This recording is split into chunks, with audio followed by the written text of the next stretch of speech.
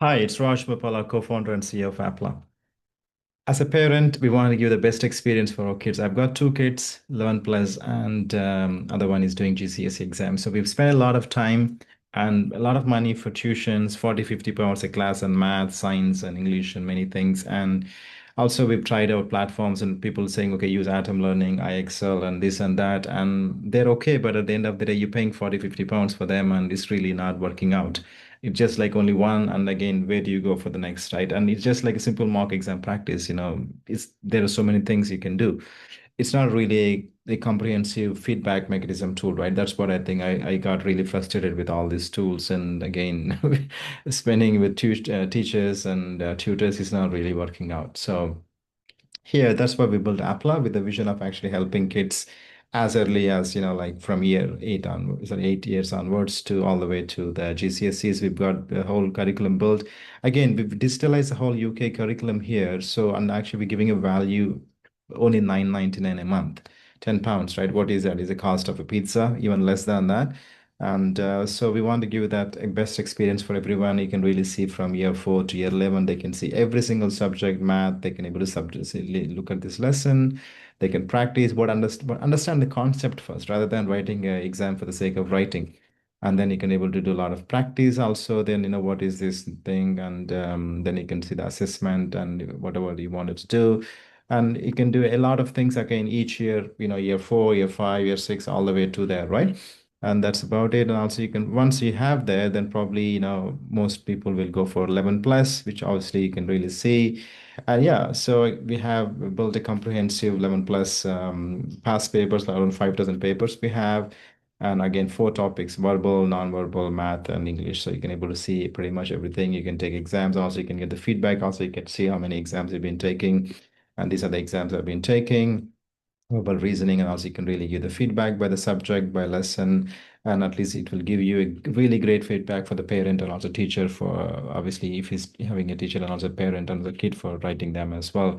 You can do quite a lot of things as well. So an example, let's take an exam for verbal reasoning. So you can really see that it actually I did an exam math for now before it actually tells you where you got right, where you got wrong. It's really great, right? As a parent, you cannot able to tell, what is the correct answer, right? So you can able to do, and it's brilliant, isn't it? So it just saves a lot of time. A lot of institutions are charging 40, 50 pounds, even for a paper sometimes, cost like that. And we're giving for free 5,000 questions, right? And many unlimited questions and papers they can do, all for 9.99, and they can do practice again if you want to do it. Just simply go and write an exam, and you can able to see submit papers. You can directly see as well, and the results coming through. As an example, let me go back and show the exam as well. So if you see some of the exams what I've done just now, you can see that exam coming through as well. You can really see the results. So it's just brilliant way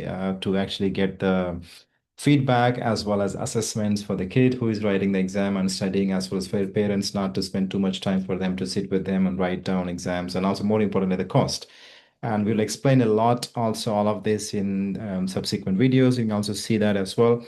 I'd really trust this is valuable and take advantage of this offer. It's only 9.99, which is a significantly lower cost. Anyone can able to afford it.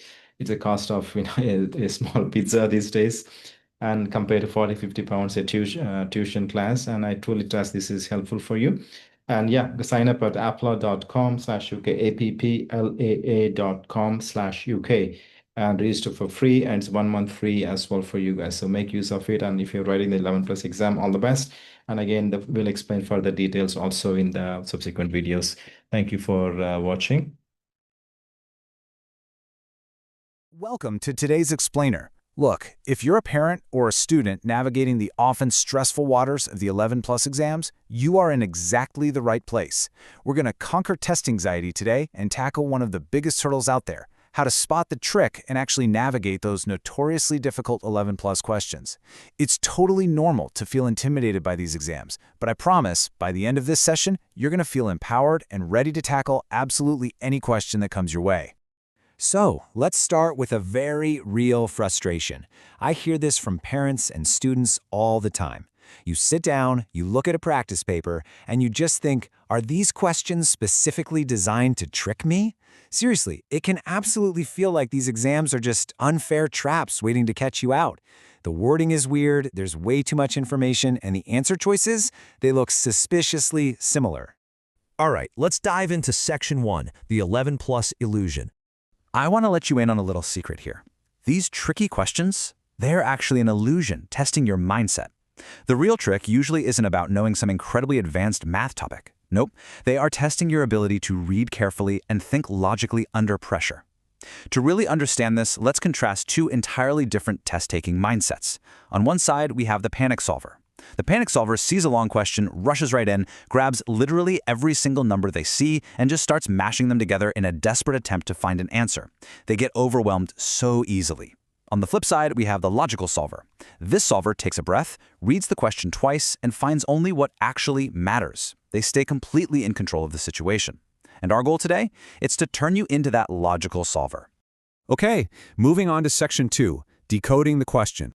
Let's dive straight into our toolkit. This is phase 1 of our problem-solving strategy, and honestly, it all starts before you even pick up your pencil to do any math. The very first thing you must do, and I literally cannot stress this enough, is to simply not rush. Just read the situation to understand the context. Then pause. Mentally ask yourself this one absolutely crucial question. What exactly do I need to find? Seriously, don't start calculating yet. Underline or just mentally pinpoint the actual goal of the question. You would be amazed at how many students do incredible math only to realize they answered the wrong question entirely. And while you're reading, you've got to be on high alert for key words. Words like not, except, only, least, most, always, never, true, false. Missing just one of these tiny single words will completely flip the meaning of the entire question. Think about it. If the question asks, which shape is not a polygon, and you speed read right past the word not, your brain will just look for the first polygon it sees, and boom, you have fallen for the trap. So, let's see exactly what a distraction looks like in practice. Imagine a math question about a school program running for 3 days. It says it lasted 5 hours on Monday, another 4 hours on Tuesday, and a final slot of 6 hours on Wednesday. Then the question asks for the total hours. Well, you might see the phrase running for 3 days and instantly think you need to multiply something by 3, but you don't.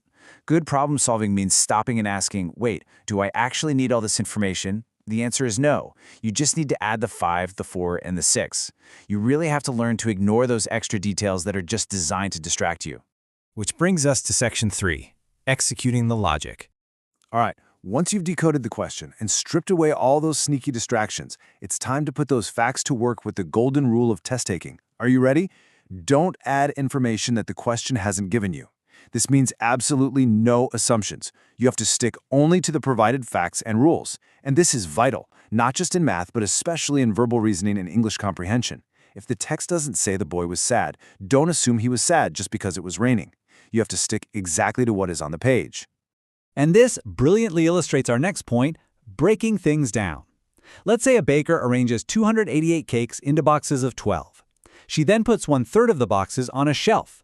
How many cakes are on the shelf? Well, the panic solver tries to do this all at once in their head. The logical solver, though, they break it into steps. First, divide 288 by 12 to get the number of boxes. Then, find 1/3 of that number. See?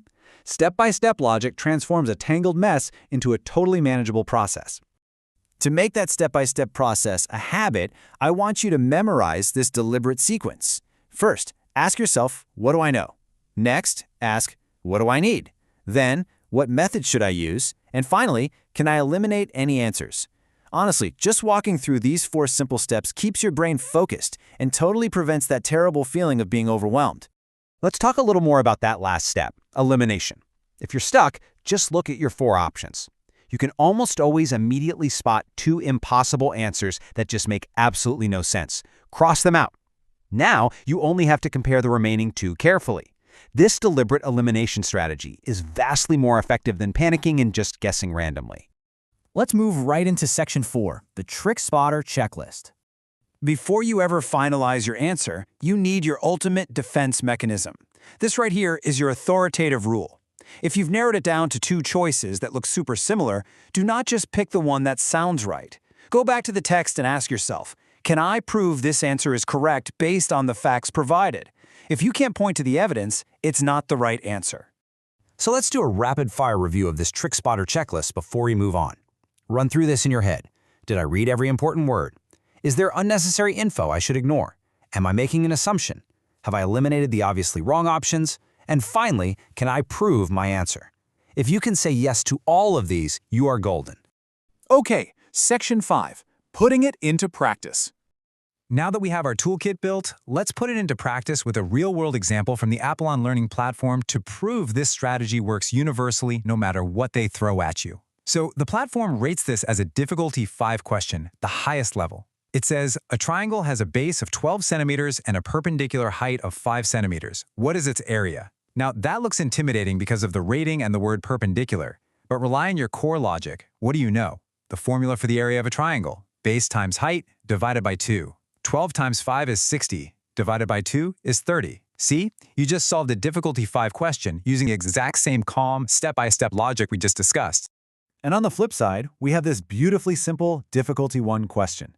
Arov has 56 toy soldiers. He loses 20 of them. How many does he have left? Now, because students are so geared up for tricks in the 11 plus, they'll stare at this and think, wait, what's the trap? There's got to be a trick. Here is a great piece of advice for you. Don't assume every question has a trick. Sometimes 56 minus 20 is literally just 36. Don't overthink it. The exam is also just testing your basic skills. So, let's summarize our core takeaway flow. This is basically your blueprint for a stress-free exam. You read carefully, you identify the key information, you ignore the distractions, you break the problem down into manageable steps, you eliminate the clearly wrong answers, and finally, you choose your answer confidently. I really want to reassure both parents and students here. A difficult-looking question isn't always difficult. It just needs this slower, smarter, more methodical read to prevent panic. And of course, the absolute best way to make these strategies second nature is through practice. You can put all of these logical steps to the test using Apla's 11 Plus Learning Hub, where they have mock tests and daily practice for maths, English, verbal, and nonverbal reasoning. It is just a fantastic place to build out logical solver muscle memory. Which brings us to our final question for you today. You now have the tools, you have the mindset, and you have the checklist. So, the next time you're sitting in an exam room and you turn the page to face an incredibly difficult, wordy, confusing question, will you panic or will you pause? The choice is totally yours, and I think I know which one you're going to pick. Thanks so much for learning with me in today's explainer, and keep practicing.